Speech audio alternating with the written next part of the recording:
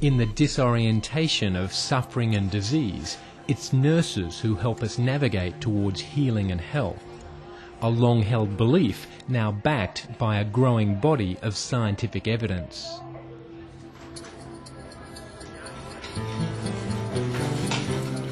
How you doing? Good. How are you doing? Good. Higher levels of nurse staffing lead to improved patient outcomes.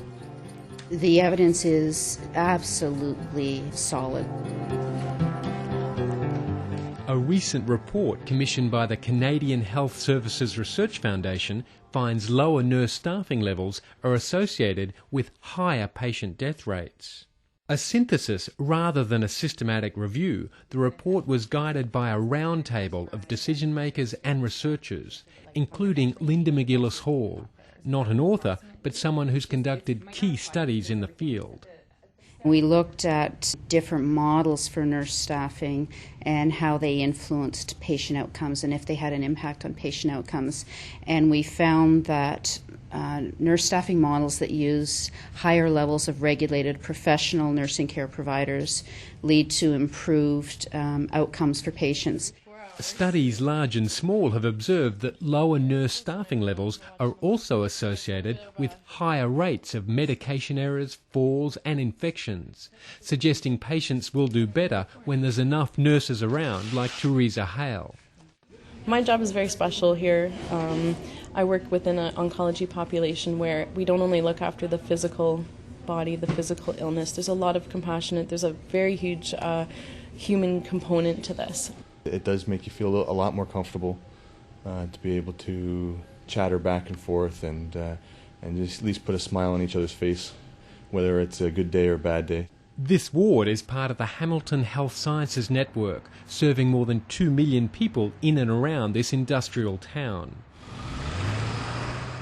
Hamilton is a good example of a health system where the evidence is being taken seriously, particularly the finding that nurse staffing involves more than just the number of nurses. It's about the right mix of education, experience and skills.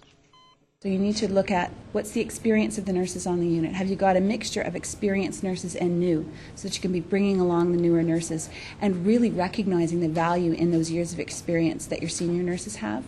Looking at the educational preparation, are we looking at baccalaureate prepared nurses now coming out of school? And we are in this province. That is the entry to practice now, which is great.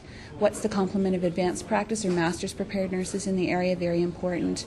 It's the acuity of the patients that you're looking after, and what's the right staff mix for them. So the ratio is definitely a piece of what staffing is, but I think the report talks more around a staffing plan than a staffing ratio, and I think that there's a lot of wisdom in that report. It's been quite thoughtfully put forward.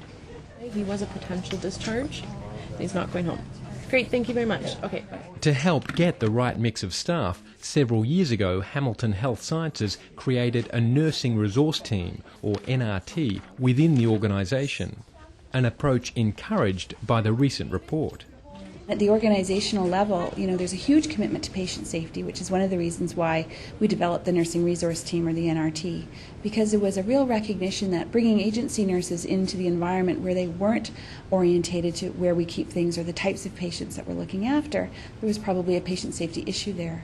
And I think that some of the literature now would bear that to be true.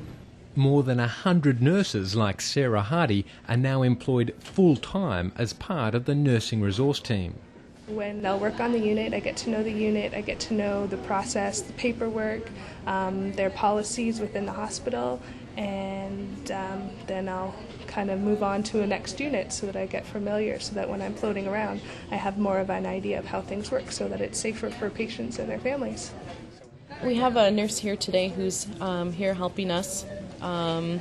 She is orientating on the ward for 6 weeks. 2 to 3 of those weeks are spent paired up with one of our registered nurses who coach them along and preceptor them. And then for the rest of the time, they're spent just on the ward, and they become very familiar with our patient population.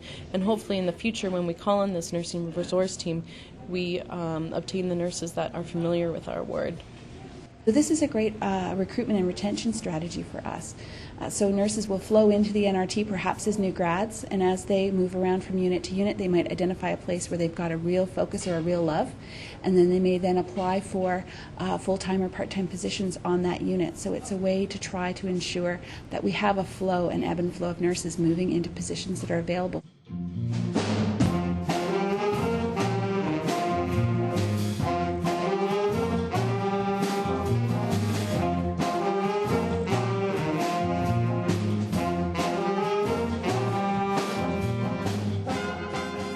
Despite the 7 a.m. start to her day, Teresa Hale is up late into the night rehearsing with her big band. For Teresa, there's no doubt that a healthy work environment is helping make a better life. I love the job. I love it. I love nursing. I love nursing. I feel very lucky that I get to become a part of a patient's life and help them through a difficult time that they're having. It's not easy to be in the hospital, so it's nice to have someone to care for you and to know what they're doing. The nurse is the most central person in the patient care experience or client care experience. Nurses are the people that are there around the clock 24/7 in healthcare settings. So it's important that we understand and really have evidence about the importance of the roles they play. The influential work being done by Linda McGillis Hall and her colleagues is a great example of Canada's bridge between evidence and policy. And then coming up with your list of... You see a lot of policy-driven research where funders are actually posting calls for work, translating the research findings we have from those studies directly back into new policy. The recent synthesis contains little analysis of the quality of the original studies, but argues the evidence overall is now compelling. It strongly recommends organisations develop effective formal staffing plans to optimise their mix of nurses for the benefit of both patients and staff, and importantly, that they should listen to nurses as they do it. Listening to the nurse at the bedside is a very important thing to do, and if we could just give them more opportunities to influence their practice environments, I think we would be creating environments where they would be more satisfied, the patient care would be improved. Nurses simply want to participate in the decisions around their work.